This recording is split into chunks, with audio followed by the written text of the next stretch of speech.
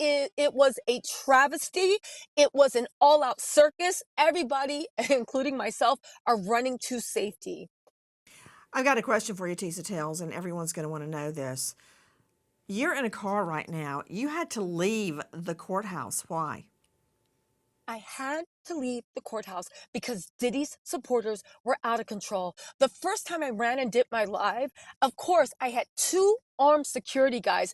Everyone told me, the people in the courthouse is like, make sure you have security. There's a lot of weird stuff going on. It wasn't just me, but I'll tell you what I experienced. Diddy's supporters surrounding me, threatening me, saying that they were going to hurt me. It was a serious situation. It got so bad and there was so much chaos and violence that they actually had to lock the courtroom down and force the Diddy supporters across the street. It was something myself, the news media, mainstream media, new media have never seen in their lives. The level, and again, the jurors, I hope to God they know how to sleep at night. Because again, I'm sure they did their duty. But when all that chaos was happening, as I was being threatened and ushered out by armed security people, I thought, this is what the jury did. They sent a signal that it is okay to use violence. It's okay to drug people up. It's okay to live a life of debauchery. It's okay to do whatever you want. Because guess what? If you work hard enough and you have enough money and enough delusional fans and you have ingrained yourself in culture enough that you can do whatever you want. And 12 of your peers will look the other way. Again, this jury was shocking. Tisa Tells, when you say that Sean Combs' supporters threatened you, what were they saying?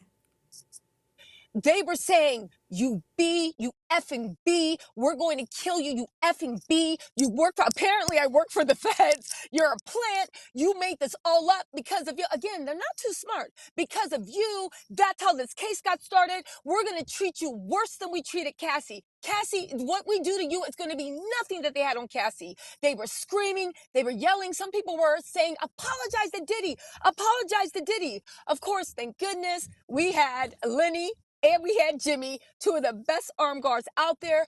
So the one thing is they started foaming like wild dogs because they realized that I was not an unprotected woman. And they realized they could not just do what they felt like. And they started foaming like wild dogs, screaming, their voices cracking in anger that they viscerally wanted to rip me apart. This is why their hero had been exonerated. Even in the best of times, these people that support him, there's something wrong with it. And I gotta tell you, Nancy, it wasn't just me. It was not just me. It was anybody that didn't have a pro Diddy stance from the beginning. That's who suffered. Joining me an all-star panel, but I want to thank Tisa Tells for what she's doing tonight.